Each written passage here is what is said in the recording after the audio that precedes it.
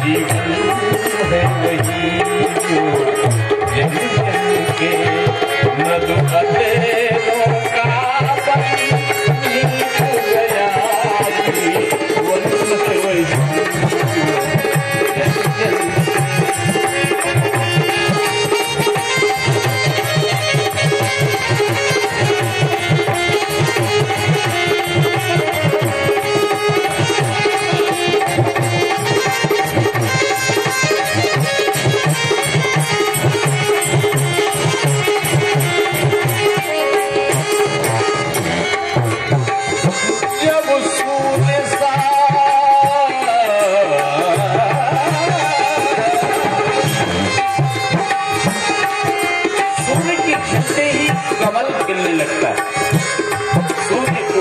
कमल खिला और सूर्य अस्त हुआ तो कमल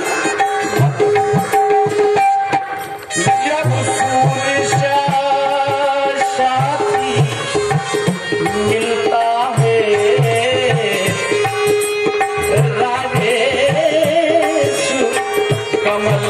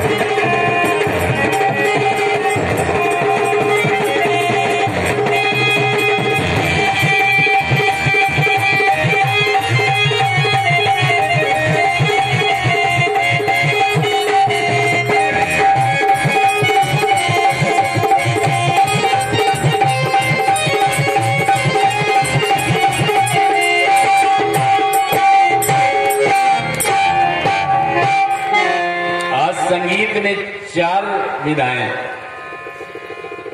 आर्गन, नाल, मंजीरा और चौथी विधा है हमारे अनिल जी की ताली। क्या बात है, आप लोग की ताली चाहे बंद हो जाए, अनिल जी बराबर ताली बजा रहे हैं। कथा में ताली बजे, यही तो देखिए संगीत कितना सज गया। कोई हारा जीती नहीं है संसार में। जो कार्य आपको मिला है आप कर रहे हो, जो दूसरे को मिला है दूसरा कर रहा है। अपना अपना अभिनय करते हैं रंगमंच पर सब। इसके बाद जब सवेरे चले जाते हैं, रावण बाणासुर रात में लड़ते हैं रामलीला में, और पर्दे के पीछे जाते हैं तो एक ही मोटरसाइकिल में बैठ के चले जाते हैं। हम तो गढ़ी में एक रामलीला हो रही थी तो देखे कि रावण बाणासुर ने 2 कार्यक्रम बुक किए, एक ही दिन में 2 कार्यक्रम, एक गढ़ी का एक चौडगरा का। फोन से पूछते रहे, पप्पू भाई बजा रहे थे साउंड, फोन से पूछते रहे कि क्या कार्यक्रम चल रहा है। और गढ़ी में रावण बाणासुर संवाद चल रहा था। अचानक उनको पता चला कि चौडगरा का नंबर आने वाला है। तो बाणासुर ने कहा कि हे रावण, अब हमको ऐसा लगता है कि मिथिला में हमारी तुम्हारी समस्या का समाधान नहीं हो सकता, निकल बाहर।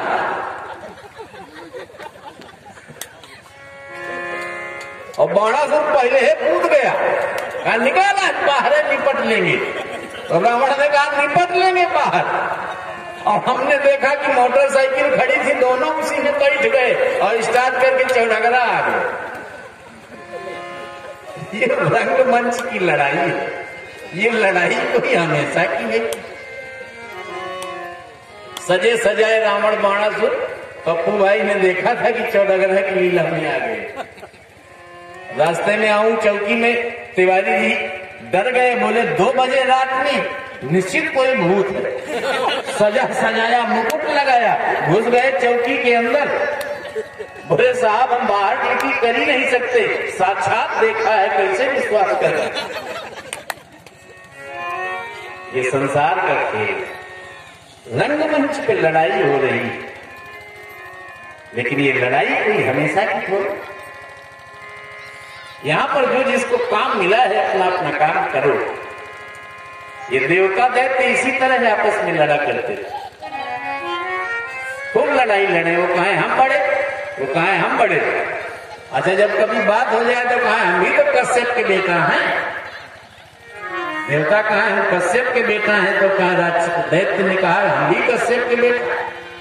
अब कश्यप जी के 13 पत्नियां थी, देवता भी दैत्य भी है तो सब बेटा उन्हीं के।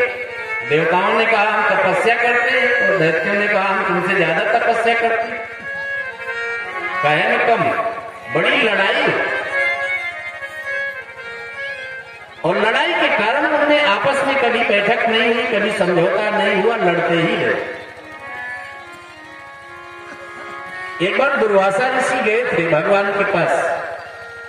भगवान प्रसन्न हो गए तो अपने गले की माला दे दी दुर्वासा ऋषि को।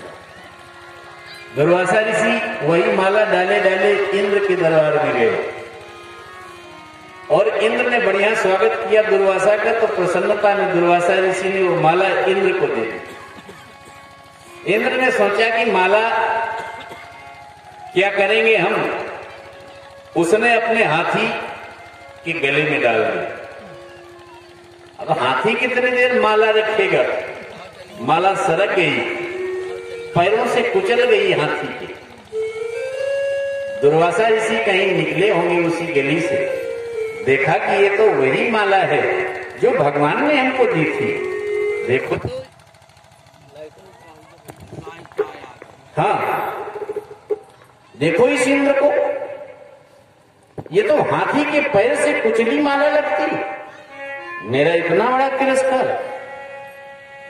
श्राप दे दिया, देवता श्रीहीन हो गए। और जब देवता श्रीहीन हो गए तो देवताओं और दैत्यों में लड़ाई चली रही थी। दैत्यों के गुरु शुक्राचार्य ने राजा बलि से कहा कि आक्रमण कर दो इस समय देवताओं के ऊपर, श्रीहीन हो गए हैं, पराजित हो जाएंगे। आक्रमण कर दिया, देवता श्रीहीन हो गए थे, देवता पराजित हो गए। ब्रह्मा जी के सामने सारे देवता हाथ जोड़ के खड़े हो गए, प्रभु हम देवता हैं, हमारा तो समय छिन गया, हमारी तो कांति चली गई ऋषि के श्राप से, और शुक्राचार्य जी ने बलि को भेज करके हमारा सारा का सारा राज्य भी छीन लिया। क्या करें, हम लोग कैसे श्री युक्त हो। ब्रह्मा जी ने कहा कि देखो भगवान विष्णु से हम इस विषय पर प्रार्थना करते हैं। भगवान विष्णु ने कहा कि तुम लोग लड़ते भिड़ते हो, उसी का एक परिणाम है। अगर तुम अपने भाई दैत्यों के साथ भी मिलकर चलो तो कुछ काम हो सकता है, और तुम फिर श्री युक्त हो सकते हो। क्या काम करें? बोले ऐसा करो, समुद्र में अमृत है, और अगर मिलकर के समुद्र मंथन करो, क्योंकि समुद्र मंथन में बुद्धि की भी आवश्यकता है और बल की भी आवश्यकता है।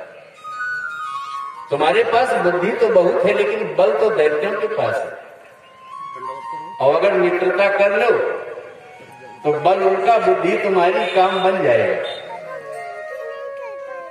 देवताओं ने कहा फिर क्या किया जा सकता है, यही कर ही सकते हैं। दैत्यों के पास गए, बोले हम तुमसे मित्रता करना चाहते हैं। आप ठीक है कहते थे कि हम भाई भाई हैं, कश्यप के बेटा आप भी, कश्यप के बेटा हम भी, चलो मिल करके कोई काम करें। दैत्य ने कहा क्या काम करना चाहते? बोले हमारा विचार है कि समुद्र मथा जाए।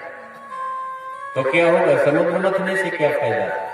समुद्र मथने से ये फायदा है कि समुद्र में रत्न है, रत्न मिलेंगे, हम लोग अपने अपने मन के ले लेंगे और बाद में अमृत निकलेगा जिसको हम सब लोग पी करके अमर हो जाएंगे। दैत्य ने कहा बात फायदे की, मित्रता कर। समुद्र मंथन का उद्योग प्रारंभ हुआ। समुद्र कोई मटकी में भरा हुआ दूध थोड़ा है कि मखानी से मथ करके मक्खन निकाल लो, इतना बड़ा समुद्र। अब समुद्र मथने के लिए मखानी की आवश्यकता है। क्या किया जाए, किसको मखानी बनाया जाए?